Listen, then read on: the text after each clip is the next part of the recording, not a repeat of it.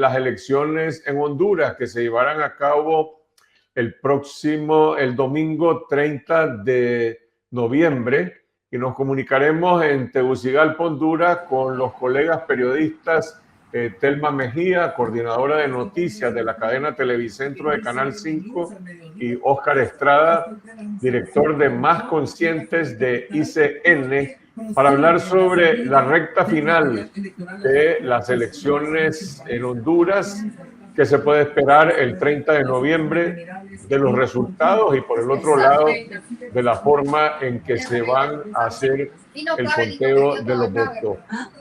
Hola, Telma, Óscar, gracias por acompañarnos hoy en la tertulia de Confidencial. Creo que tenemos un audio que se está interrumpiendo nuestra transmisión. No sé de dónde viene, sí. Ahora sí.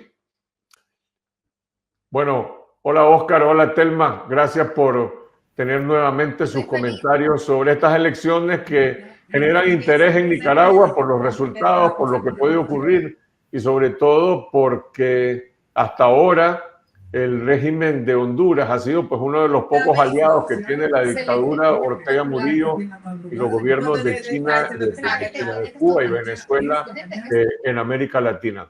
Telma, ¿qué dice la proyección de las encuestas que en octubre mostraban a Salvador Nasralla del Partido Liberal como el favorito? ¿Hay alguna variante en este cierre de campaña? Ya estamos a la mitad, casi terminando el mes de noviembre en relación con el mes de octubre. ¿Qué dice el electorado hondureño sobre sus preferencias en esta elección? Hola, buenos días, Carlos y Óscar.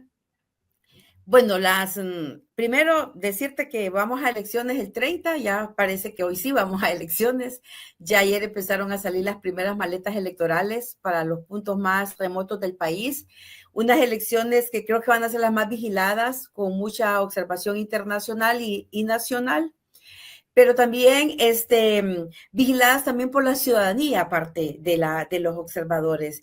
Es una elección donde ya estos carros que están saliendo con las maletas ya están siendo monitoreados por los partidos, por la gente, reportando por dónde van los vehículos. Unas elecciones que van a tener por primera vez también la mayoría de las maletas electorales la incursión de un GPS, para que no pase lo del 9 de marzo, ¿verdad? De la pérdida de las maletas, y van a tener unas cintas de seguridad también, ¿verdad? Para que no puedan ser abiertas así abruptamente las urnas. Y vamos a estas elecciones, creo que las más cruciales de la democracia del país, y con las últimas tendencias de las encuestas. Una encuesta del corte al 19 de noviembre, que es una de las encuestas un poco más serias que del Lebot, sigue dándole a Nasralla una ventaja, ¿verdad?, sobre el candidato del Partido Nacional, y la candidata de Libre, Rixi Moncada, sigue teniendo un tercer lugar. Entonces, difícilmente podría, digamos, el oficialismo remontar la diferencia si los pronósticos se cumplen, pero es una batalla muy cerrada, ¿verdad? El oficialismo está dando su batalla, instalando sus narrativas, ¿verdad?, de poca confiabilidad, y creo que vamos a unas elecciones donde se han desactivado algunos tonos preocupantes que podrían ser un detonante. El primero que se ha desactivado, digamos, es que ahora la Corte Suprema de Justicia ha dejado el Pleno para posteriormente, después de las elecciones, analizar una recusación contra la presidenta de la Corte, que debería conocer el caso de los dos magistrados del Tribunal de Justicia Electoral, sobre los cuales el Ministerio Público está pidiendo un requerimiento fiscal, ¿verdad? Y recusaron a la presidenta de la Corte como juez natural por ser fundadora de Libre y por ser miembro de ese partido.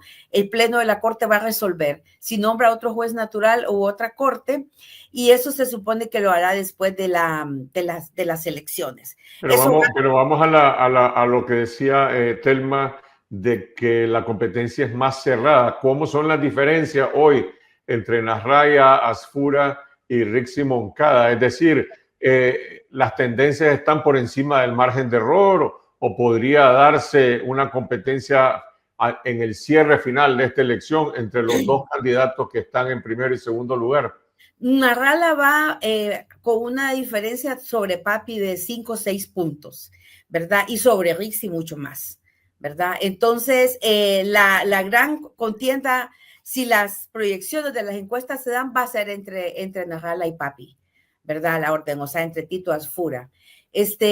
Siempre el Rixi aparece como en un tercer lugar bastante distante. En las encuestas de Libre, ellos dicen que ellos van a ganar por 5 puntos arriba, ¿verdad? Pero no dan a mostrar más acciones de esas encuestas. Entonces se va a estar mucho, creo, va a ser el día de las elecciones cuando se den los primeros conteos que haga el Consejo Nacional Electoral. Ahora, Oscar, las encuestas son confiables en Honduras. Yo sé que hay algunas firmas muy profesionales que participan en esto, otras no tanto, pero bueno, acabamos de ver las elecciones de Chile, por ejemplo, y sí, se pronosticaron un resultado de que Janet Jara era la que ganaría la primera vuelta y en segundo lugar Kast, pero apareció un candidato que se quedó con el tercer lugar, que las encuestas no lo vieron, por ejemplo. Encuestas, ahora sí, las encuestas siempre son esa fotografía que uno tiene que saber leer y no darles tampoco una cualidad de oráculo que no lo son, ¿no? Actualmente las encuestas, como bien dice Telma, siguen dando a Salvador Narrala como arriba, 6 puntos, algunas hablan incluso casi hasta de 10 puntos, ¿no? Los nacionalistas consideran que eso es un resultado lo suficientemente cerca que podrían ellos dar la sorpresa. Si alguien puede dar la sorpresa en este proceso, definitivamente sería Tito Asfura. Las encuestas que dan como ganadores a Rixi Moncada, que también las hemos visto, no dan metodología o son encuestas hechas por grupos de WhatsApp o a través de Internet que no tienen ninguna confiabilidad a nivel estadístico, ¿no? Entonces, nos ha obligado, y eso es algo interesante de este proceso electoral, nos ha obligado a estudiar más allá de los números que presentan las encuestas, estudiar metodología, estudiar el amplio margen con la que se han hecho para poder desde ahí justificarlo. Entonces, las encuestas serias, las encuestas que sí tienen metodología y que sí tienen un tracking que uno puede seguir para poder conocer de dónde sacan esos resultados, siguen dando como ganador a Narrala. No tendría que cambiar tanto el resultado, pero hay, creo yo, y en este proceso, lo que hemos visto también en otros países, hay mucho voto oculto, que eso es lo que va a terminar definiendo también por cambiar un poco el resultado de las encuestas, ¿no? Voto oculto de gente que no necesariamente quiere reconocer que votaría por uno de los candidatos. La pregunta va a ser, ¿ese voto oculto va a favorecer al Partido Nacional o al partido de gobierno? Y cómo esto se va a justificar ya a nivel de la participación electoral. Ahora, ¿qué tan importante esperan que sea la participación electoral? La vez pasada que conversábamos, Telma decía, de eso depende que el día 30 de noviembre, si hay una alta participación y por lo tanto resultados más tangibles, más marcados entre los distintos candidatos, que no se pueda alegar de que ha habido un fraude o que ha habido una manera, digamos, diferente de conteo de los votos.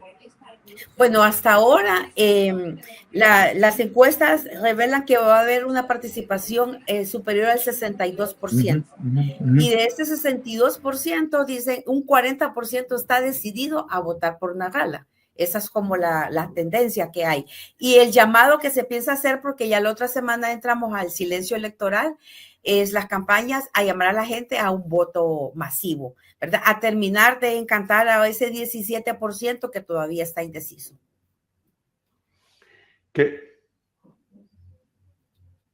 Los datos que conozco, en efecto, sí dan una alta participación. Incluso algunos están hablando alrededor del 65%, que cuando vemos el resultado, históricamente siempre es la cantidad que históricamente participa en el proceso electoral. Aquí sería excepcional si llegamos a tener un 70% de participación.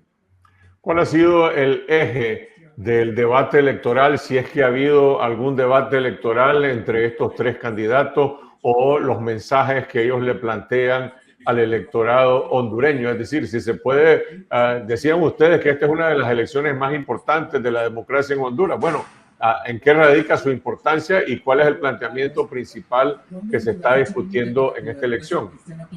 Fíjate que a nivel de debate, yo no he sentido realmente que ha pesado tanto en la contienda, más lo que está en el debate es la legitimidad del proceso y los distintos movimientos que han habido para poder restarle credibilidad al proceso electoral. Los tres candidatos han presentado ya su estrategia, la que difiere sobre todo es la de Rixi Moncada, que está hablando de democratización de la economía, una campaña que está más en contra del gran capital y en contra de los bancos en general. Luego la de Nasrallah y Salvador Nasrallah tienen pequeñas diferencias, pero realmente más una cuestión de forma y no tanto de contenido. Una de las ausencias, digamos, de esta campaña, bueno, se ha centrado mucho en el tema ideológico, ¿verdad? Entre la izquierda y la derecha y esos ataques, pero un ausente en la campaña y en las propuestas de los presidenciables es el tema de la lucha contra la corrupción, que sigue siendo el segundo problema que identifican los hondureños como de entre los principales del país, aparte de la economía. Y en el caso de la lucha contra la corrupción, a excepción de Nasrallah, que ha dicho que va a traer la CICID, la Comisión Internacional, y que la va a instalar en su primero retomar las pláticas, los otros han sido como promesas, que suscribieron un convenio con el Consejo Nacional Anticorrupción para la lucha contra la corrupción, pero no ha sido visible en sus agendas. Y en el caso de Libre, definitivamente el tema de la CICID desapareció de la propuesta de la candidata oficial. El futuro de las relaciones con China y las posibilidades de volver a tener una relación con Taiwán, ¿tiene alguna relevancia en estas discusiones o las relaciones, digamos, con Estados Unidos y con los gobiernos latinoamericanos? ¿Dónde está hoy Honduras o dónde están estos tres candidatos en este momento de polarización que se vive en América Latina con las presiones de Estados Unidos para lanzar un ataque en contra de Venezuela por una parte y por la otra pues los distintos alineamientos que hay en la región? Públicamente, digamos, perdón, Nasrallah y Papi a la Orden, en el caso de Venezuela, han dicho que si Maduro sigue en el poder y ellos llegan a ganar, van a romper relaciones con Maduro. En el caso de China, Nasrallah sí ha sido claro de que él va a mantener solo relaciones comerciales con China y va a reinstalar las relaciones con Taiwán. Y en las relaciones con Estados Unidos, pues son más proclives a un acercamiento más paternal Nasrallah y Tito, y mientras que Rixi mantiene una distancia frente a Estados Unidos en cuanto al respeto de los países y la soberanía. Oscar. Y lo que estamos viendo también es mucha presión ahorita por parte de la embajada de China, ¿no? Para presionando a los candidatos para que su postura no sea un retorno hacia las relaciones diplomáticas con Taiwán, un intento para cercar Taiwán de la posibilidad de acercarse al próximo gobierno, lo cual algunos analistas también afirman que eso es una indicación que también China está viendo un posible cambio en la dinámica en el gobierno hacia una postura más anti-China en el próximo gobierno. Pero aparte de Nasrallah, nadie ha mencionado directamente un cambio hacia las relaciones con Taiwán como algo trascendental dentro de su política exterior. Para terminar, ¿qué esperan ustedes el 30 de noviembre? El Partido Libre tiene montado un operativo para descalificar los resultados de estas elecciones si no es Rixi Moncada la ganadora. El sistema electoral hondureño está blindado, está protegido para contar los votos correctamente y que se puedan verificar los resultados de las actas, o vamos a entrar en un hoyo negro, en un túnel de incertidumbre. Bueno, esperemos que no sea una larga noche, esperemos que la participación de la gente, si hay una votación masiva, eso puede disminuir los riesgos en cuanto a declarar una narrativa de fraude, si el margen es bastante amplio. Se prevé, ¿verdad?, que puede haber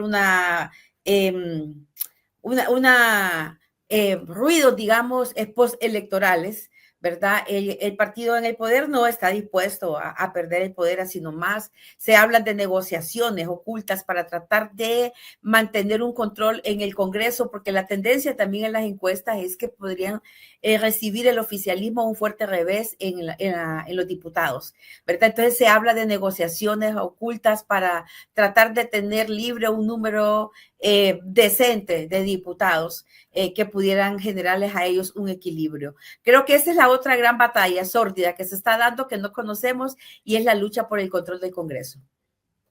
Y en el sentido también de aquí entra el rol que van a jugar los observadores internacionales, especialmente ahora que se anunció que llegarán estos 8 congresistas de Estados Unidos de alto perfil a ser de observadores en el proceso electoral.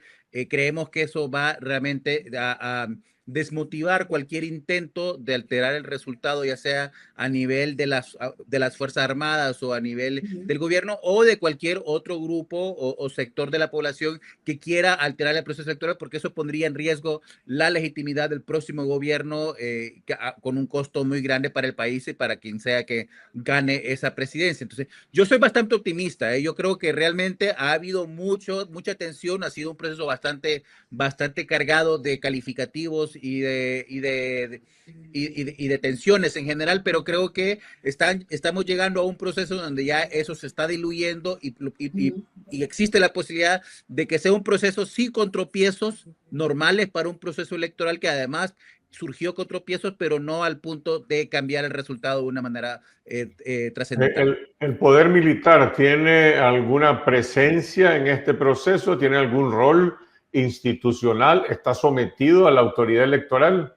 Mira, la Constitución dice que ellos son los garantes de la alternabilidad y que deben tener el caso de la custodia del traslado de las maletas, la custodia del proceso electoral, pero que están sometidos a las órdenes a disposición del Consejo Nacional Electoral en el tema electoral. Y estamos viendo unas Fuerzas Armadas muy beligerantes, o sea, muy deliberantes, perdón, poco, digamos, que sometidas al poder del Consejo Nacional Electoral, sino que muy altaneras. Eso ha llamado la atención de la presión internacional, incluso los mismos Estados Unidos, que les ha pedido respetar el orden constitucional. Unas Fuerzas Armadas que quieren que el Consejo Nacional Electoral les comparta las actas presidenciales para saber ellos quién va a ser la presidenta, algo que no les corresponde. Unos militares que quieren saber a dónde van a ubicar los GPS, en qué punto van a ir de las maletas electorales, que tampoco les corresponde. Entonces estamos viendo un papel inusual de las Fuerzas Armadas, muy politizadas, y eso ha llamado, digamos, la atención y la presión internacional y de los observadores sobre ese rol. Y lo otro es que creo que vamos a ir a un proceso la otra semana, probablemente con el anuncio de la suspensión, tal vez temporal, del estado de excepción, porque hay mucha presión de que se vaya a unas elecciones con un estado de excepción. La Corte Suprema, la Sala Constitucional, el lunes va a debatir ese tema, y hasta donde sabemos hay como bastante consenso, no para declararlo inconstitucional, pero sí como para declarar una suspensión temporal probable de cara a las elecciones. Vamos a ver cómo resuelve la próxima semana.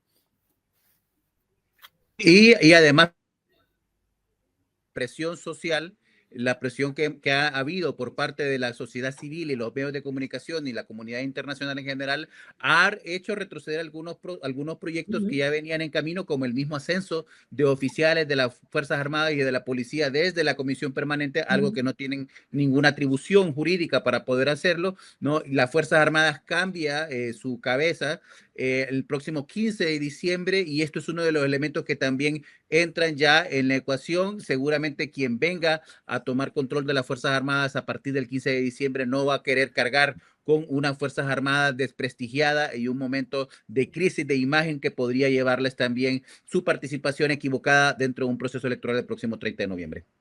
Gracias, Oscar Telma. Estaremos pendientes de lo que ocurre este 30 de noviembre en Honduras.